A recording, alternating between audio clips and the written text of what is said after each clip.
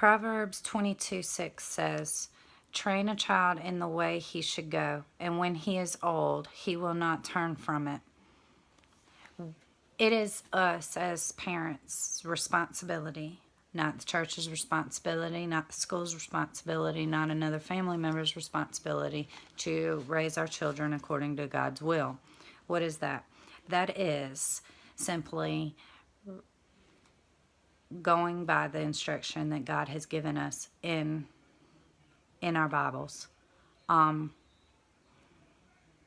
Raising our children according to the same principles that we ourselves are instructed as Christians to follow.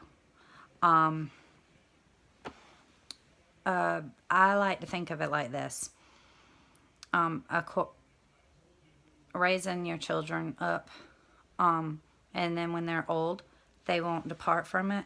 This is what I try to, I thought this was kind of neat.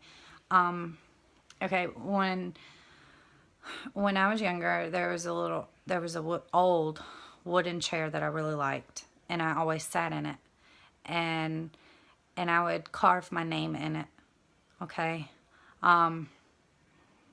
every single time I sat in it, when I saw that it was starting to wear off because of the hands being rubbed off, rubbed across the wood, I would carve a little bit deeper.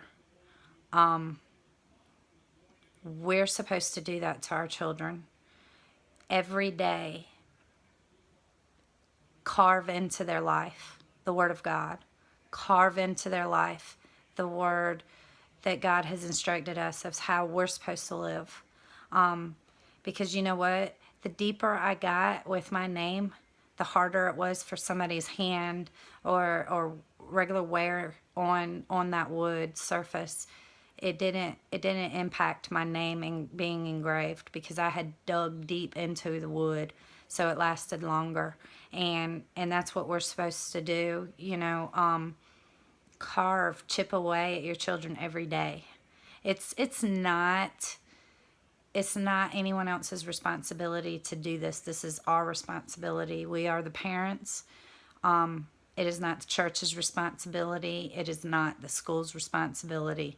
It all starts at the house. Instruct our children on how they're supposed to behave, according to God. No lying, no stealing, stuff like that. Love one another. I think everybody pretty much gets the idea of how a person, a Christian, is supposed to behave. Help one another.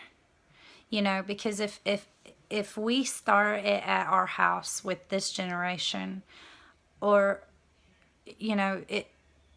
think of the impact that our community would have with the next generation of children being grown up in a godly home, being instructed by parents of the Word of God. Psalm says to store the Word up into your heart. So do that with your child. And the child is never too young. I think that the most impressionable years is before the age of 5. And I heard a preacher once say, and this has always stuck in my mind, you have a little tree, you plant the little tree and it starts to grow. Well, while it's growing, there's a period of time where the tree's limb is actually, you can still bend it and manipulate it to stand up straight, by putting twine against it. And you can make it go whichever way you want it to go because it's tender still, because it's so young. But after a certain growth process of that tree, it starts to harden up and you can't move it anymore. And if you move it or try to resist it from moving into a certain direction that it's trying to grow in, you'll ultimately break it off. Children are the same way. We're the same way. Once, we're little, you know, children are so little, they're so impressionable, and you can pretty much mold them and shape them to however you want them to behave and act and conduct themselves.